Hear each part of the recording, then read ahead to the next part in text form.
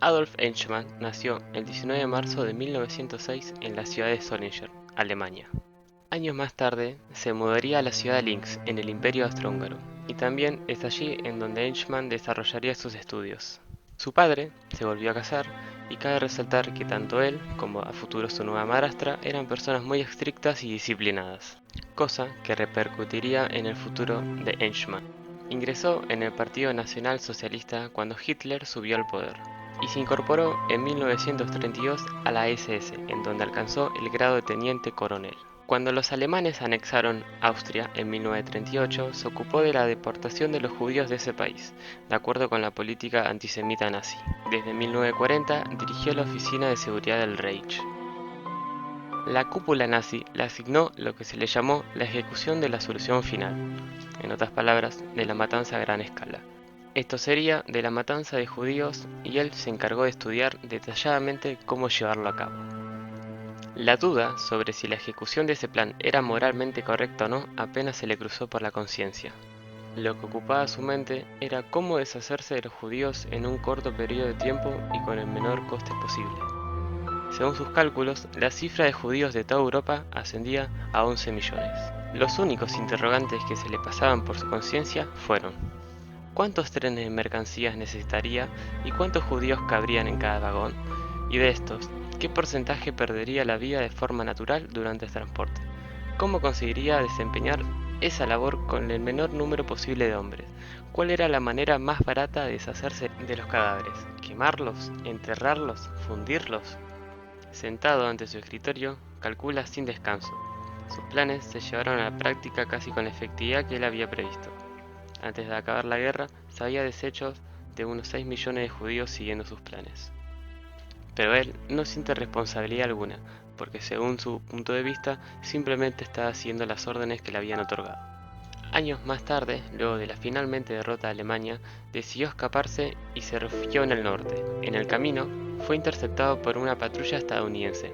Él se hizo pasar por un aviador de segunda clase, pero tras ver que tenía un tatuaje nazi, fue detenido.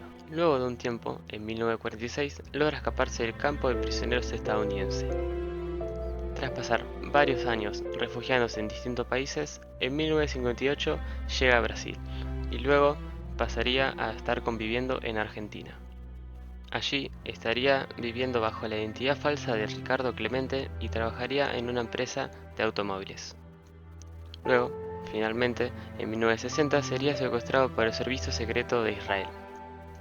Y luego de ser distribuido por distintos lugares, pasó 10 días en un escondrijo en donde el jefe operativo de su secuestro lo observó. He was lying in a bed. I looked at him and asked myself, how is it possible that this is a man who gave the orders to murder 6 million people? He looked so normal. What was the secret? How could so much evil be concentrated into one person? I have never solved that riddle to this day. Eichmann fue sedado y llevado secretamente bajo arresto a la ciudad de Israel por crímenes de guerra, crímenes en contra de la humanidad y en contra de los judíos. El 23 de mayo de 1960, el primer ministro de Israel, David Ben-Gurión, anunciaría la captura de Eichmann.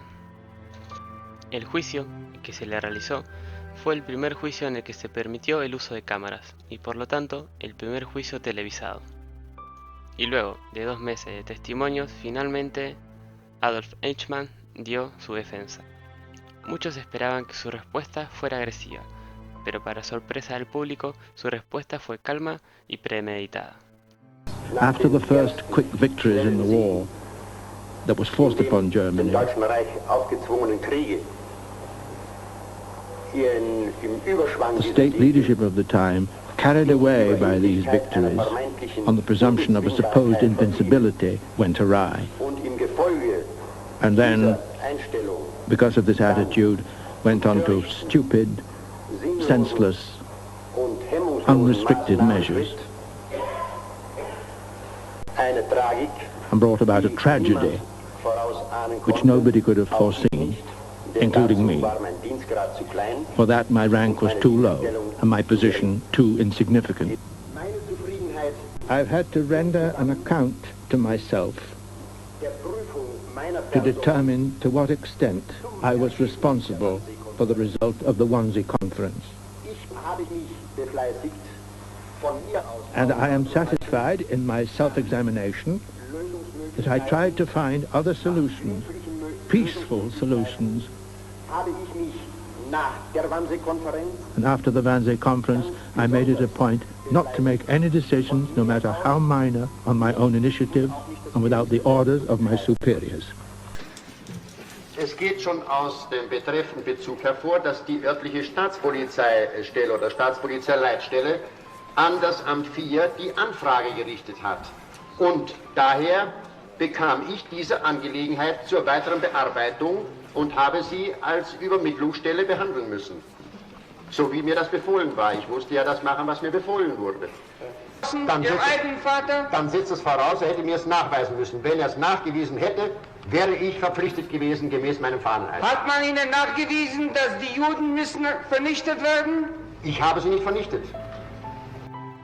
Eichmann testificó durante 4 semanas sin descanso y finalmente el 14 de agosto de 1961 la corte levantó la sesión para deliberar.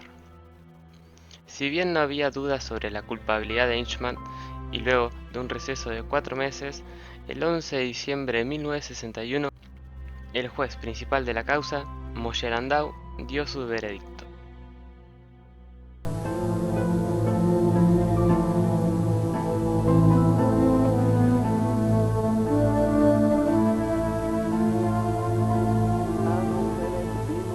If we had found that the accused acted out of blind obedience, as he himself argued, we would still have said that a man who took part in crimes of such magnitude as these over several years must pay the maximum penalty known to the law. This court sentences Adolf Eichmann to death.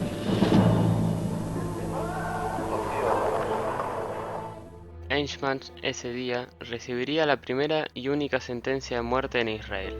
El 31 de mayo de 1962, Otto Adolf Eichmann, de 55 años, fue llevado a la horca donde dijo sus últimas palabras. Larga vida Alemania, larga vida Austria, larga vida Argentina. Debo mucho a estos países y nunca lo olvidaré. Tuve que obedecer las reglas de la guerra y de mi bandera. Aún en los momentos finales, Eichmann evocó la doctrina que sostuvo en su vida, la obediencia, lo sagrado de su país, de la guerra y de la supremacía de las órdenes. La gente alrededor del mundo siguió el juicio esperando encontrar sentido a sus crímenes, pero allí no había ningún sentido. Nunca explicó los motivos o razonamientos, nunca dio pistas sobre cómo un hombre, o mejor dicho, un ser humano, podía metódica y calmadamente exterminar su propia raza.